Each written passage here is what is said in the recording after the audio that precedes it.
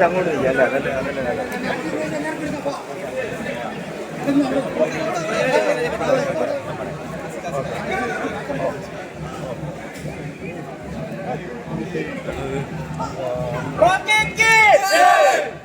Okay बहुत मानिए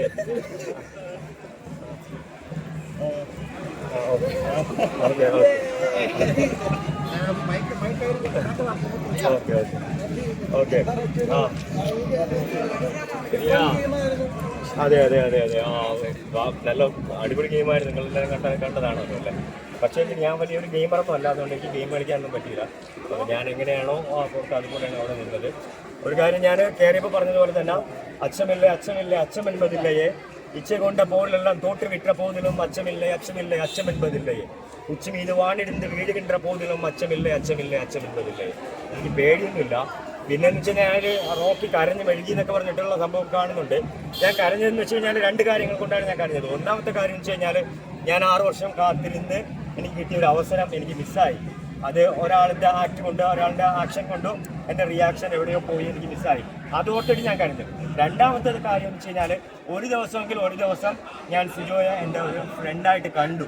അങ്ങനെ ഒരാളിനെ പുറത്ത് കൈ വെക്കേണ്ടി വന്നതിലുള്ള വിഷമം കൊണ്ടും അതുമല്ല അയാൾക്കും വീട്ടിൽ അമ്മയുണ്ട്, അച്ഛനുണ്ട്, കൂട്ടുകാരുണ്ട്, അയാളെ സ്നേഹിക്കുന്ന ഒരുപാട് ആൾക്കാരുണ്ട്. അവരെ ഓർത്തിട്ടുമാണ് റോക്കി കരഞ്ഞത്. അല്ലാതെ റോക്കി പേടിച്ചിട്ട് കരഞ്ഞതല്ല. റോക്കി അന്നും ഇന്നും എന്നും എവിടെയും ഒറ്റയ്ക്ക് പോയി ഒറ്റയ്ക്ക് കളിച്ച് ഒറ്റയ്ക്ക് ജയിച്ചു വരാൻ വേണ്ടിയിട്ട് റോക്കിക്ക് ആരെയും പേടിക്കേണ്ട കാര്യമില്ല.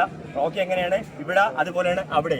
പിന്നെ സിനിമയിലെ റോക്കി ആണെന്നുണ്ടെങ്കിൽ സ്റ്റാർട്ട് ആക്ഷൻ ക്യാമറ പറയുമ്പോഴത്തേക്ക് ആക്ഷൻ കാണിക്കും, കട്ട് പറയുമ്പോൾ കട്ടാവും. റിയൽ റോക്കിക്ക് സ്റ്റാർട്ട് ക്യാമറ ആക്ഷൻ ഒന്നും വേണ്ട. Always Rocky going on action. Okay, ഒരുപാട് പറയാനുണ്ട്. ഞാൻ 2 ദിവസമായി ഉറങ്ങിയിട്ട് നമുക്ക്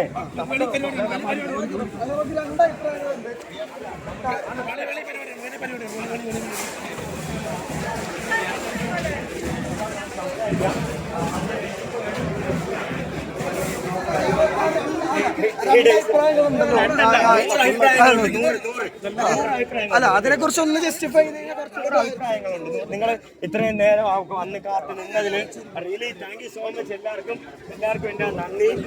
പിന്നെ നമുക്ക് നിങ്ങളുടെ സപ്പോർട്ടിന് അതുപോലെ തന്നെ കേരളത്തിലുള്ള എല്ലാ മലയാളി പ്രേക്ഷകർക്കും എൻ്റെ ഹൃദയം നിറഞ്ഞ നന്ദി പറയുന്നു. പിന്നെ മിസ്റ്റേക്ക് പറ്റും, മനുഷ്യനാണല്ലോ. മനുഷ്യനാകുമ്പോഴത്തേക്കും ഭയങ്കരമായിട്ട് പ്രൊവോക്ക് ചെയ്തു കാണുന്നല്ലോ. കാര്യം വെച്ച് കഴിഞ്ഞാൽ ഒരു ആണിന്റെ ഭീഷരോമത്തിലോ താടിരോമത്തിലോ പിടിച്ച് വലിക്കുക എന്നുള്ളത് അവനെ അപമാനിക്കുന്നതിനല്ല, അവനെ കൊല്ലുന്നതിന് തുല്യമാണ്. അടിക്കാന്ന് പറയുമ്പോഴേ ഇതൊരു ടെമ്പർമെന്റ് ബേസ് ആയിട്ടുള്ള ഷോ ആണല്ലോ. നമുക്ക് അതിനെക്കുറിച്ച് നമുക്ക് ഡീറ്റെയിൽ ആയിട്ട് സംസാരിക്കാം. തീർച്ചയായിട്ടും നമുക്ക് അതിനെക്കുറിച്ച് റോക്കി അഭിപ്രായം പറഞ്ഞിട്ടേ ഉള്ളൂ. അഭിപ്രായം പറയും. പക്ഷേ എങ്കിലും എനിക്ക് കുറച്ച്